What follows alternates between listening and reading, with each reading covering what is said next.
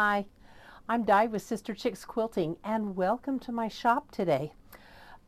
Guess what I'm working on? This beautiful pile of blocks.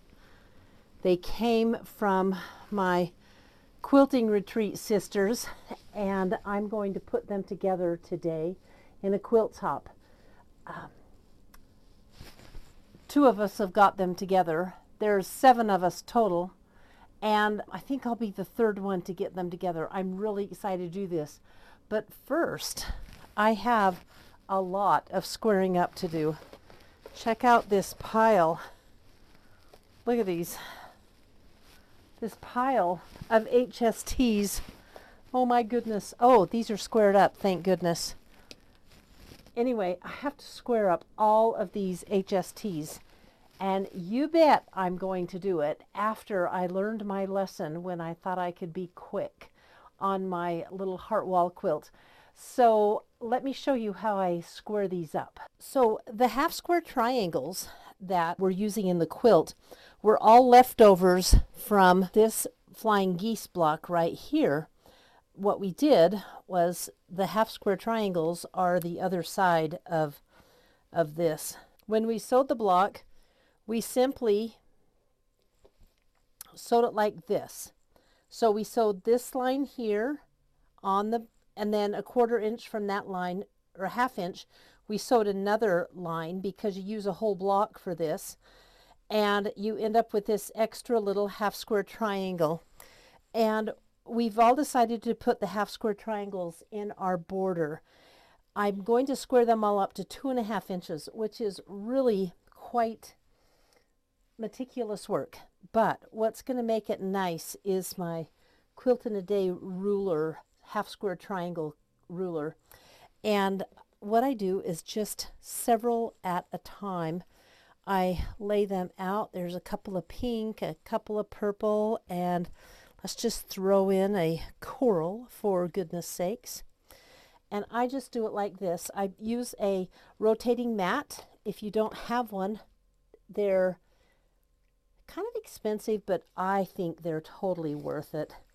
So I turn my mat like so, and that is done. Now I'm lining up this 2.5 inch line right on the seam line of this, and that's going to make all of the half square triangles come out exactly at 2.5 inches. Always, always, always square up, even if it's your least favorite job in quilting. It's my least favorite job, but you have such nicer quilts and they go together so much smoother when you have them all squared up. So let's see, just one more to do here. Lining it up right here. And can you see how easy it is when you use this rotating mat? I'll go ahead and put a link to the one that I use. It's an Olfa. Just missed this corner here. There we go. And here is a coral block, a couple of pink and a couple of purple. Now, what I'm going to end up with on these are these little dog ears. And you don't want those in your quilt because it adds extra bulk. So I am just going to cut them off with a pair of scissors. I could fold them open and cut them off with my cutting wheel, but you know, I'm not even going to do it now. I'm just going to put all of my HSTs, keep them in their piles, and when I'm sitting downstairs with the engineer watching TV, because we like to sit together, I'll go ahead and get all of my HSTs, dog ears, cut off. But for now, I'm just going to continue cutting these.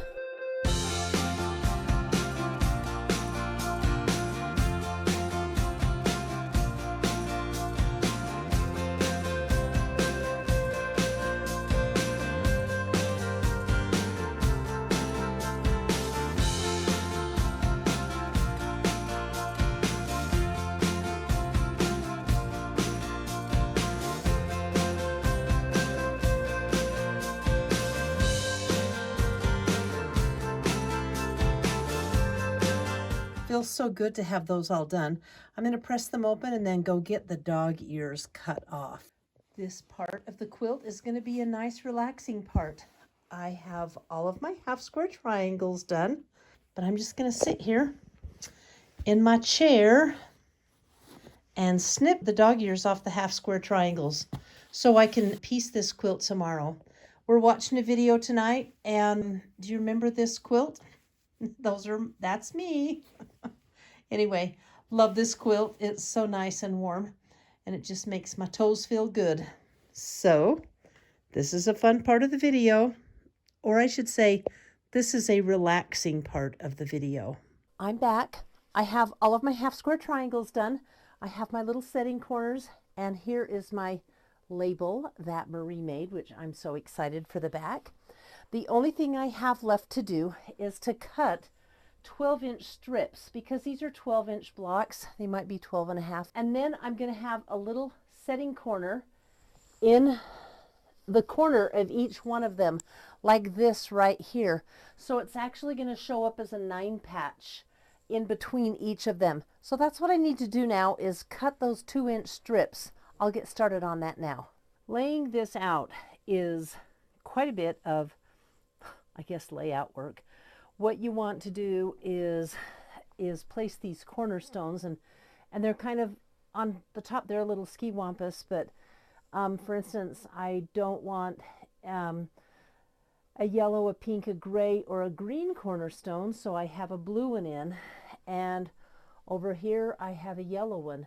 These are going to make the little 9 patches on the quilt, and it's kind of messy looking, but I've got it laid out the way I like it. I have the 2 top rows sewn together, and I have to tell you, there's a lot of easing that's going on because these were made by 7 different quilters. Anyway, I'm going to continue piecing this together. What I do is sew these rows together with a 12-inch strip here in between them, and then I'll sew the cornerstones in and piece those. So I will have those all taken care of. So I went with the layout that I had on my design wall, and I have my little setting stones that makes a 9 patch between each of the scrap jar stars. I just think it turned out adorably cute, and I've got the top pieced. Truthfully, sewing long strips of these guys, the half square triangles, kind of intimidated me, but I just powered through it, and I sewed the strips, and to fit them, I pinned this up on my design wall, and I put them next to it on the length. Remember, I'm not using a pattern to put this border on. We just decided that's how we wanted to use the half square triangles, for additional border and additional color. And literally what I did was pin my quilt on the design wall, lay the strip right next to it. I found out that it was a little too small, so I put on 2 more half square triangles. Well, 2 more was just a snitch too much. And you know what I did? I went through my strip of triangles, and I found a few that were maybe the points weren't quite as sharp because I, maybe messed up on the 1/4 inch. So I tightened it up a little, and I really didn't have to ease in too much. But I'm sewing those borders on now, and then I will be done. On the top row and the bottom row, I wanted to do some colored cornerstones instead of white blocks or a triangle. So I worked this top piece out, and the bottom piece as well, so it would do that.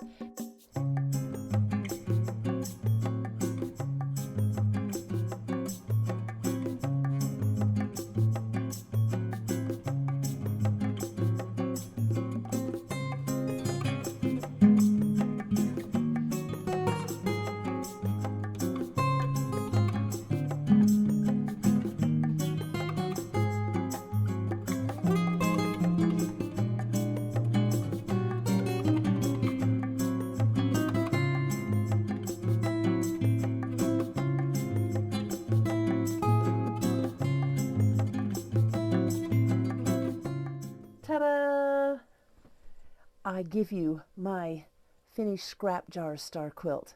Now I want to talk to you about a few takeaways and things that I learned from it. Again, the borders are little half square triangles left over from making this flying geese unit here.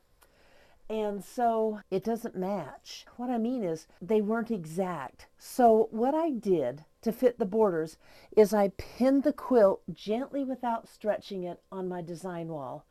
And then I just sewed a bunch of the strips together, laid them up.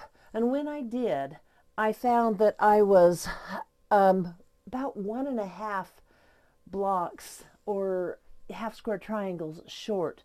So I sewed on another half square triangle, and then I picked a few of them, and like about here, here, and here, and I sewed a scant 1/4 inch seam, unpicked the first seam, and you know what? That gave me enough play that I could fit it on. I barely had to squeeze it. So there is a little bit of easing in the borders. I also put these setting cornerstones on. I wanted color instead of white, and they're the same size as the HST. Number 2, pay attention to your points. I am learning to be a better quilter. A year ago at this time, I was cutting my points off left and right, and making quilts like this one has made me a better quilter because I'm actually working on the points. Several of them, if I don't have the space at the top to sew my next piece together without cutting off my point, I will re-sew it, just that line. Sometimes it's just a little bit of the line. So anyway, pay attention to your points. And because of that, and the fact that this was made by 7 different women, it's certainly not perfect. There's going to be some stretchy parts and some easing in. But you know what? It doesn't matter, because don't you think it looks perfect?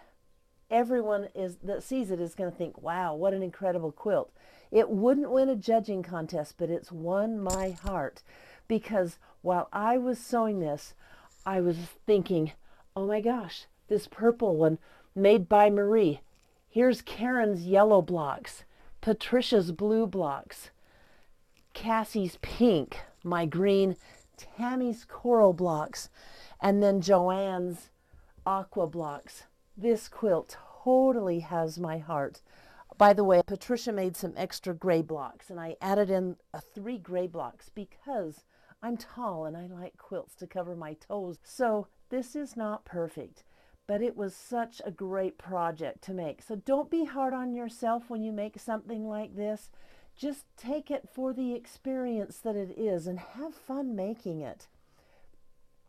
I'm going to link the pattern in the comments below.